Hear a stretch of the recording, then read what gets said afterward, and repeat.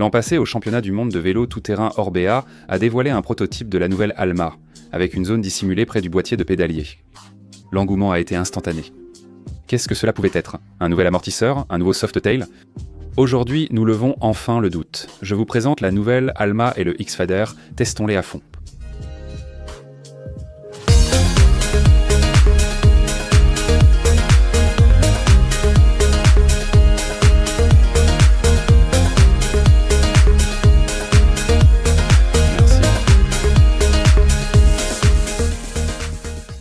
Comme mentionné récemment, les rigides ont malheureusement perdu en popularité ces derniers temps.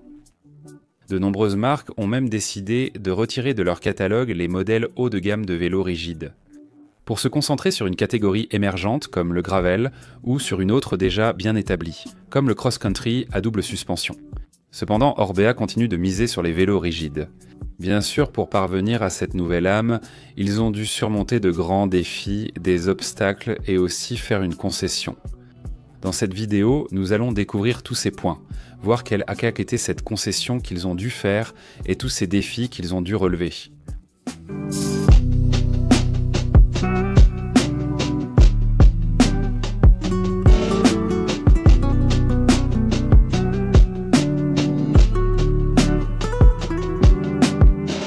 Passons maintenant à l'évolution et à l'innovation qu'Orbea a dû réaliser pour lancer ce modèle sur le marché. L'évolution, c'est la logique de nos jours. En ce qui concerne la géométrie et le débattement, nous avons un angle de direction 1 degré plus ouvert par rapport au modèle précédent, un reach un peu plus long et un stack plus élevé. La suspension a été allongée à 110 mm de débattement et accepte sans problème une fourche de 120 mm l'euromètre. Évidemment, cela va modifier un peu la géométrie, mais au final, c'est 110. Selon mes essais, ce vélo est très performant. Eh bien, en vérité, le vélo se sent vraiment bien. En général, j'aime beaucoup le choix des composants qu'elle possède. Rouler 240 en rigide, c'est quelque chose qui sort beaucoup. Disons que ça cache certaines des faiblesses que ces vélos peuvent avoir.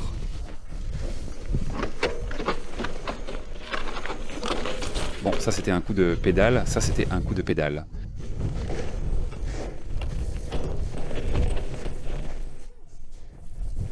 Pour l'instant, la sensation est celle d'une machine très maniable et stable, qui aime bouger avec agilité.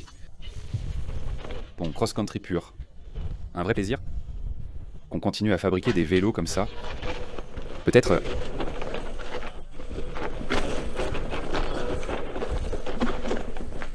Belle. Peut-être les freins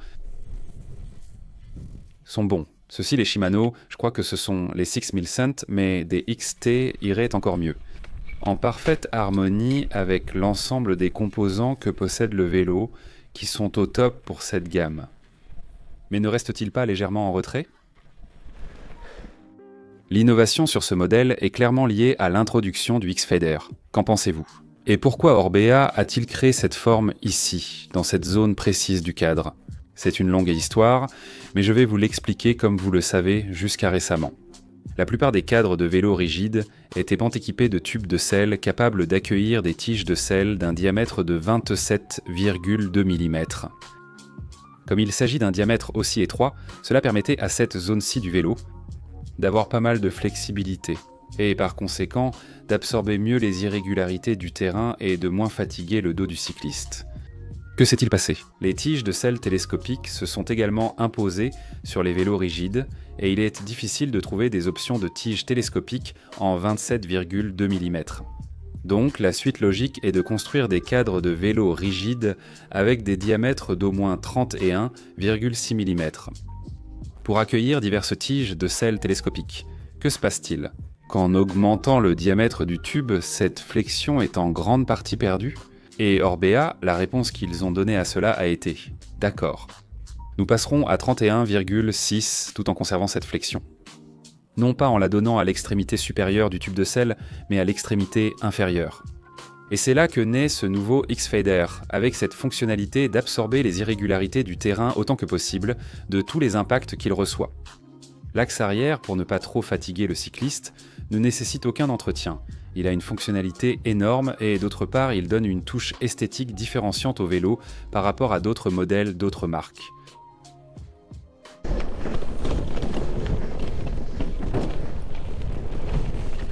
Est-ce qu'on ressent quelque chose? Ce vélo est incroyablement rigide, c'est un véritable bloc. Le triangle avant avec l'arrière et ça aide beaucoup à la diriger exactement où tu veux.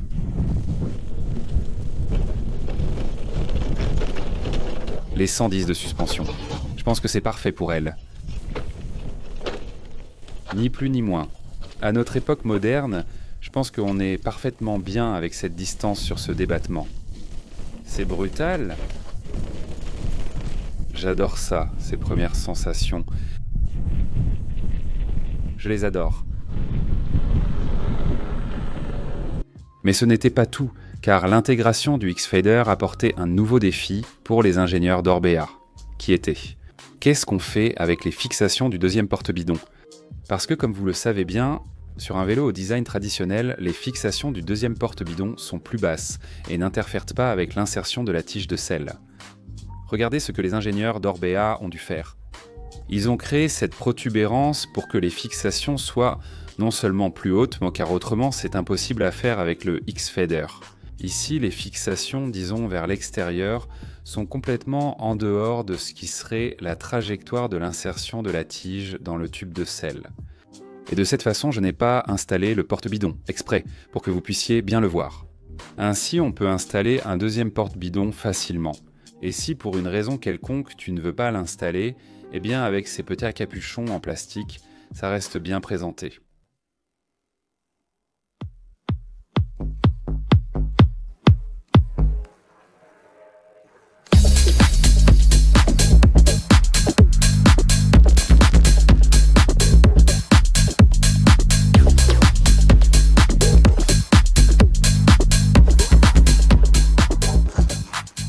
Plus de détails sur le cadre. Commençons par le câblage interne, qui entre par le côté, comme vous pouvez le voir, grâce au nouveau cockpit de OC présent sur les 3 modèles haut de gamme de la marque. Bien sûr, le reste du câblage est complètement caché. À l'intérieur du cadre, nous avons également un blocage du guidon pour éviter d'endommager le cadre en cas de chute, de choc ou autre.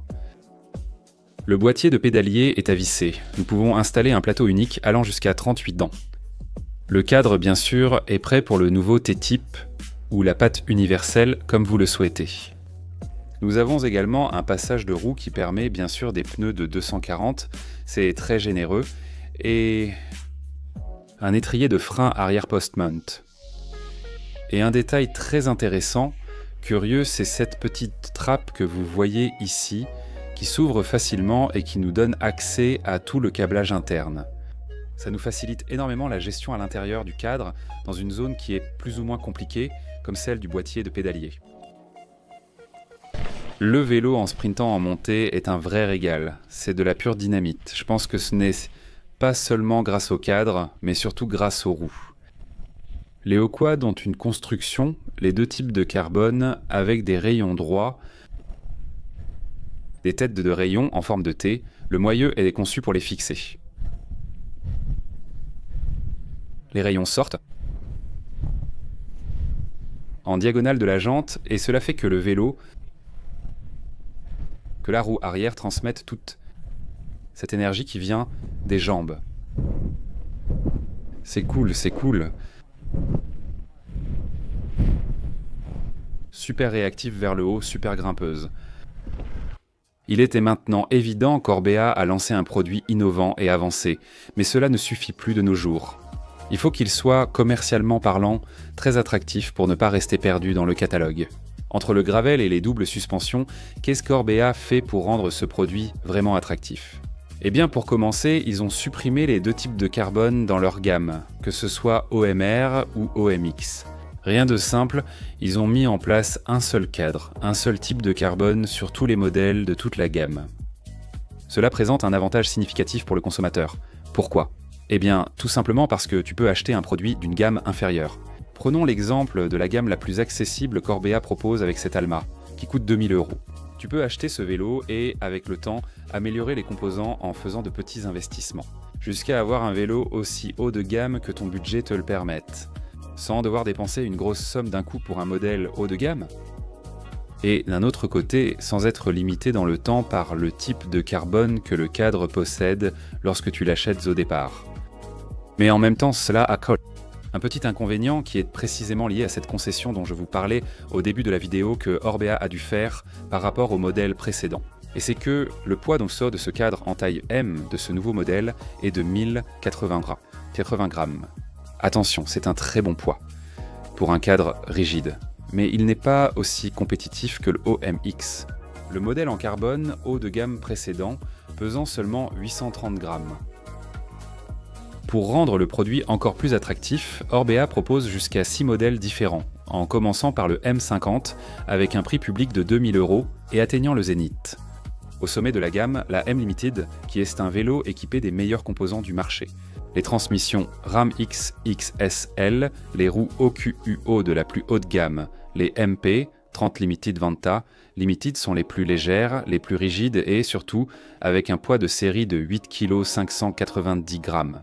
Comme vous pouvez le voir, alors que d'autres marques décident de supprimer les modèles haut de gamme rigides, parce qu'elles pensent qu'elles n'ont pas plus la capacité de les commercialiser. Orbea continue de les proposer, donc cette étape, nous allons nommer Orbea comme la résistance des vélos rigides haut de gamme. Important que je n'oublie pas, il y a aussi l'option de personnaliser les couleurs du vélo avec le système maillot d'Orbea, au moins sur les 3 modèles les plus hauts de gamme de la gamme Alma.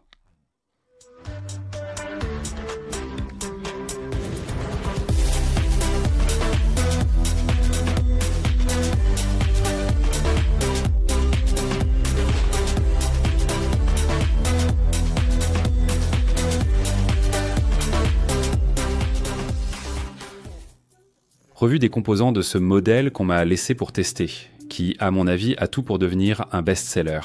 Nous parlons du M Pro et pour 4000 € de POP, regardez le matériel avec lequel il est livré. Pour commencer, RockShox Seat Select avec 110 mm de débattement.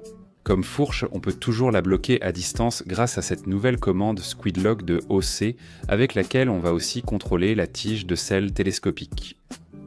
Nous avons le nouveau cockpit en carbone de OCE qui est pour moi une pièce incroyable pour rouler. Un vélo de série Rattanti léger avec une intégration incroyable. Disponible sur les 3 modèles haut de gamme de LALMA, les freins sont des Shimano 6100 à 2 pistons. Il est possible sur le site d'Orbea de faire une mise à niveau en payant un supplément pour passer à des XT. Transmission. Nous avons une SRA M GXT type avec une cassette de 1052 et un plateau unique de 32 dents. Pour les pneus, nous avons des Scorpion Cross Country Rallycross de Pirelli, un modèle très éprouvé. C'est le modèle le plus roulant de la gamme, avec des roues en 240 à l'avant et à l'arrière. C'est intéressant parce que je veux que vous voyez, les voici. J'ai des Project Management Professional 30 Team. Sur ce vélo qui serait la 2e gamme de carbone chez OQUO, la marque de roues de la maison. Orbea.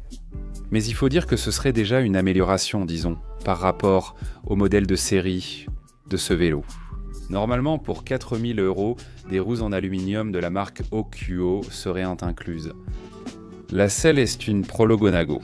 Et nous avons aussi la tige de selle télescopique OC avec 100 mm de débattement, ce qui serait également une autre amélioration déjà réalisée. Ce vélo est normalement équipé d'une tige de selle traditionnelle en carbone, non télescopique. Ce vélo offre une grande sécurité en descente. L'équilibre trouvé par les ingénieurs d'Orbea est vraiment bon, parce qu'en montée, tu as une machine très réactive, mais en descente, plus tu vas vite, plus elle se sent stable. Cette géométrie progressive, la voilà. En réalité, ils ont excellé dans sa réalisation. Pourtant, elle n'est pas du tout maladroite en zigzagant, donc je ne sais pas. Vélo super équilibré, super. Rien à reprocher au niveau de la géométrie. Très bien pensé, section des avantages et des inconvénients. Commençons par les petits détails qui m'ont moins convaincu, comme le poids. Si on compare ce nouveau modèle Alma avec le cadre haut de gamme OMX de l'ancien modèle, eh bien comme on l'a déjà dit, ce nouveau cadre a un peu pris du poids. D'un autre côté, c'est un peu subjectif, mais toutes les tiges de selle télescopiques qui sont montées de série sur cette Salma ont une course de 100 mm. Pour des morphologies laitois comme la mienne, avec des membres courts par rapport au tronc, ce n'est pas l'idéal. Eh bien c'est vrai que c'est appréciable de pouvoir compter sur l'option de 100, 125 ou même 150 mm de débattement pour les tiges de selle. Et d'autre part, en parlant de ce modèle en particulier, je vous dirais que les freins, j'ai l'impression qu'ils sont bien en dessous de l'ensemble du montage du vélo.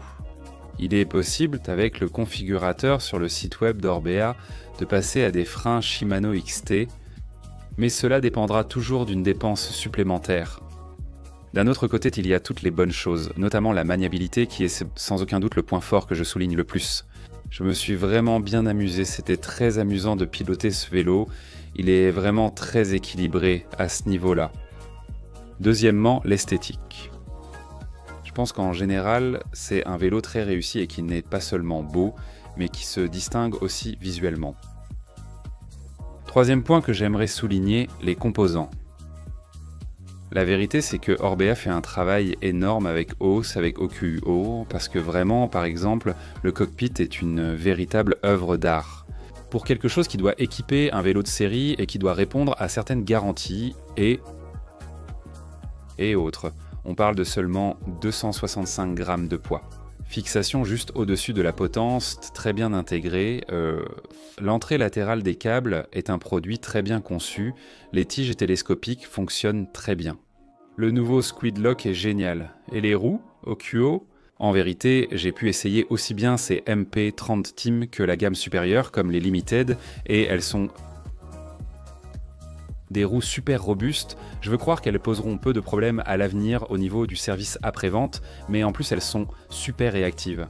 Donc l'ensemble des composants qu'Orbea utilise n'est pas là juste pour remplir, mais apporte vraiment de la cohérence et améliore l'ensemble. Il renforce les qualités existantes du cadre.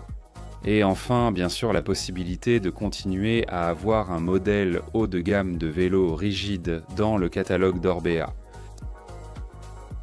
Laissez votre avis dans les commentaires. Notez ce vélo de 1 à 10. Quelle note lui donnez-vous ? D'autre part, n'oubliez pas de mettre un gros like sur le bouton s'abonner, si vous ne l'avez pas encore fait. Ainsi, vous m'aidez à faire grandir le projet et j'espère que vous serez très heureux. On se retrouve dans les prochaines vidéos. Ciao ciao.